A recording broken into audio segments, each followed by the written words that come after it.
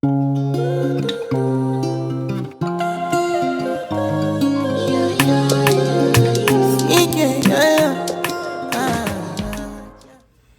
guys, hi DayJmiamor, welcome back, and here's another story time.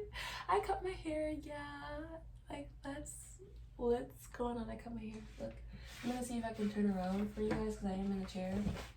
Hope I didn't mess anything up while I was doing it. See, I cut my hair, got my edges did. I did a little twist in the front. Yeah, okay, let's get to it. I'm gonna be telling a story when I was at a job of being mischief as in just, no good. So, sorry, I'm just nervous. I don't know why. Guess long time no see. Okay, so I am a passenger assistance person at the airport for an airline. Yes. And passenger assistants, they help mostly people that need wheelchairs, whatever their case may be and why they request the wheelchairs. You don't have to request a wheelchair to request passenger assistance because we are here to help people get to their flight and get off their flight and get to their cars or get to where the person is picking them up when they come inbound. That's inbound. And when they go outbound, we help them get to their gate, their flight, whatever. Yeah. So me and my coworker helped this family in an inbound, and they really did appreciate our help a lot. They did, because what happened when we were helping them, a lot of times people don't realize traveling, when you kind of book everything online, or maybe not even book everything online, like you come in here, there's just altercations and just problems basically that can happen, and we help you with those altercations if you request us. So they had like a little problems with their ride that was supposed to get them to their hotel. It wasn't really professional. People were late. Even if the people were late, they weren't easy to get in contact with. It wasn't really easy to find. It was even hard for us. I've been working at the airport for 7 months, but I've been there for a whole 2 years now because I had another job, but it didn't do anything with the airline. So this family ride was really sketchy because it just, like I said, wasn't professional. The people wasn't easy to get a hold of, and it just wasn't known. Like, nobody really knew around the airport how to help us get to this company's, I don't know, shuttles, I guess. No, you can't really say that, but I'm talking about those cars. Yeah. So it was really hard for us to take them to where they needed to go, but we did help them find a different route, and we did help them contact and find the people from that company, and they end up saying, yeah, we got you, we're sorry about the misinformation, we're sorry that it was really hard to get to where you wanted to go. And I'm like, oh, okay, good. And these people were also just very nice, welcoming people that I can relate to and my coworker relate to. And so that set it off. And that's gonna lead us to what we're talking about now. So now they came back to the airline to check in, to go outbound, to go back home. So we took them to their gate and whatever, and we stopped at duty free. When we stopped at duty free to get them, I'm sorry, give me a second. Somebody's calling. Sorry about that. So like I was saying, we took them to duty free. Duty free is where you can get liquor, perfume, expensive watches, accessories. In a way, these are kind of like souvenirs, but not really, because they have this in other countries. So now that I mentioned that, this airline was an airline for another country. So it wasn't like a domestic flight, which we consider domestic flights, whereas like states within the U.S. And it wasn't a domestic flight. It was an international flight. And so only people from international flights are most likely are to go to duty free. I hope you know. Only people from international flights go to duty free, or most likely are to go to duty free. So we took them to duty free, whatever, and there's a sale for $10 wine. It's all good and cool and stuff, and I'm like, oh cool, like that's nice. I'm like, this is my favorite type of wine, you guys should get this. And so they order their wine, whatever. So I'm like, okay. They're like, are you guys gonna be the ones pushing us to our gate? And I'm like, well, we can try, but isn't that most likely because we all have different flights that we have to be at for inbounds. And inbounds, you know, since they are international flight, since it is an international airline, we end up going to customs with our inbounds, and customs takes a little while. So time goes forward. I'm still working. I'm a great coworker. I stay focused. I walk out and I see them in the middle, like in the lobby of where the gates are, where the where people just wait sometimes, because they just have restaurants and stores and holding places for people to wait. But there's a big lobby in the middle for everybody from different gates to wait for their departure time or for their boarding time to begin. Okay. And they're still there, and it's past their boarding time. So that means it's in the process of boarding the plane, and it's almost 30 minutes to their departure time. If you don't know this, 30 minutes to your departure time does not mean, oh, I have 30 minutes to make it to the flight. No, 30 minutes means that the crew, the agents, the airline, they're going to shut the doors in those 30 minutes. They're not waiting for you in those 30 minutes. No, you need to be at your flight an hour before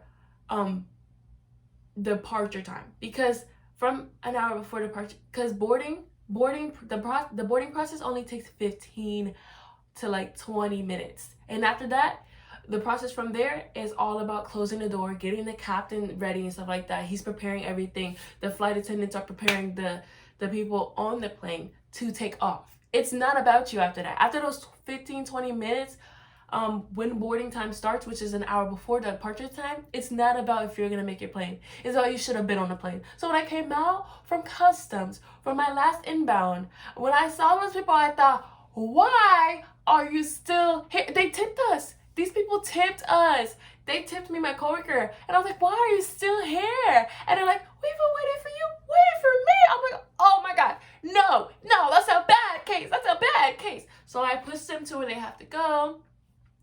And the agent who helps with the airline check-in, and he's like, he's a manager. He's like, oh, where were they? I'm like, they're in the middle of the lobby. I saw them. I didn't know they were gonna be there. Like, this is weird. Like, oh my gosh, like, I don't know what they're waiting for. I don't know what they're waiting for me. I didn't tell them all this. I just said they're in the middle of the lobby. But I'm thinking that in my head. And he's like, oh my gosh, well, like, let's go. We're really like 5 minutes from the captain closing the door and taking off. And I'm like, oh my gosh. So then we go down. Remember, I was telling them that I like this wine. My coworker was talking about how we like this and whatever. So they brought those things, but yeah, yeah. So I pushed them to the jet bridge, whatever. That's what's connected to the airplane itself.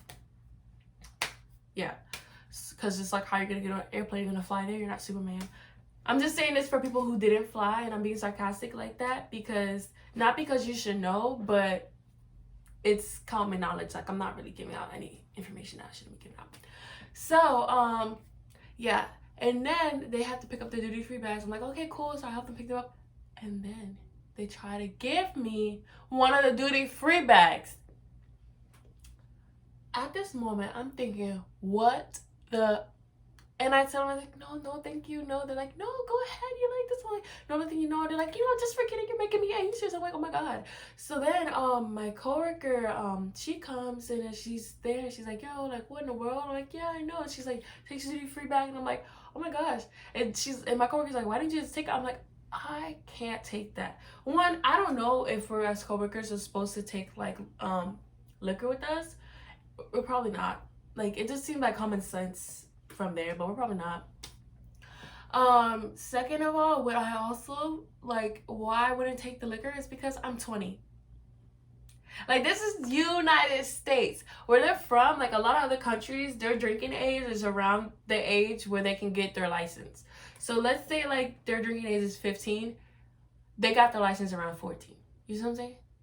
Let's say they get their license at 16, they can drink at 17. You see what I'm saying? Because it's like they don't want you to drink and drive, but they do want, you know what I mean? Like, so they start earlier than us. We have to wait till 21 to drink, okay? Even though most of us aren't waiting, we're doing it with our parents because parental guidance. Like, come on, be real, with our parents' permission and our, you know. But I'm at work in a federal government area with people, with even I is certified to follow like the laws here, like really, really bad. Like, come on, you know, like, oh, they should just follow the laws. No, like, let's be real. Let's be real. Do you follow the laws all the time? Okay.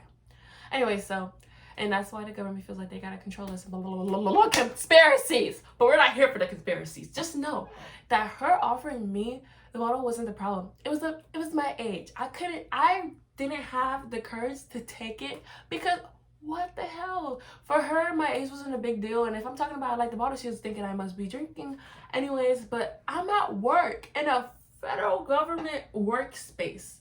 I'm not going to be taking no bottle from you at the age of 20. Like, they could take away my my license to do that kind of job if I probably took that bottle, you know what I mean? So my coworker, she takes the bottle, whatever, and she's like, why don't you take the bottle? And it's really confusing. Then we walk away the bottle, and the duty-free person's like, hey, give me that back, my bottle. And I'm looking at her like, oh my gosh, like, what am I doing? What am I doing? Like, I'm gonna get fired. Oh my god, oh my god, oh my god, oh my god. And I'm like, oh my gosh, what am I doing? What am I doing? What am I doing? She's like, I'm not giving you back that bottle because my passengers, they gave it to us as a gift. And I'm like, us? Oh my god. Oh, I'm like, I'm in this situation now. I don't want to be a part of it. And I'm like, I didn't say anything. I'm just like, I'm like waiting for her response. She's like, okay, we gonna see. Because I'm pretty sure the person who passes out these things from duty free, who has to only pass it when they get on the flight, because you're not really allowed to have it while you're just in the airport. She has to probably regulate what goes on and what's going on with it and stuff like that. So it's probably like a little red flag or something like that, or part of her job, where she has to make sure none of the coworkers get it. But like, baby, we didn't get it. It was handed to us. Well, it's handed to my coworker more because I couldn't take it. And she was really like fighting her with it. And I'm like, oh my gosh. And then she finally just let it go. She said, okay. So I told my coworker, I'm like, listen, like, that's nice, like that, like, hide it because like it's gonna start a problem. Then I'm like, tell my coworker, tell the supervisor. So she tells the supervisor, and she's like, hey, like, they gave me this. Supervisor was like, oh my gosh, they're not allowed to. Did you take it? She says yes. So then I end up having to write a statement of why she took it, and did we do anything bad and stuff like that. And then what turned out to be, she didn't really get in trouble because it's not like she bought it herself or she, you know, asked him to buy it. They really just gave it to us. I don't understand that. Like, what? And yeah, so the supervisor was like, okay, well, yeah. So after that, we never did that again. Yeah, like, no, we never, like, no. And from that experience, I really don't try to take the same passenger that I bring to them to their gates, or the same passenger that I had from an inbound to their gates, because they get a little too comfortable. See, they start being like, oh, do you want something to eat too? Do you want to do this with me? Do you want? And I'm like, it's a little too personal at this point. They're like, oh, give me a hug. They do too much, but I know they do it because they appreciate my help, and I do love helping you. But then you guys also have to understand that we can't take some of the things you guys try to give us. We can't. And yes, that is one of the stories of a passenger assistant. It's really nice, good job to do, but that was crazy for me because I'm 20. I'm like, oh my god, it would have been different if I was 21. You know what I mean? Because, you know, I'm not on federal grounds like breaking like a #1 rule, you know. So yeah, I don't know if you might find this. Nah, I'm talking too much. I'm done.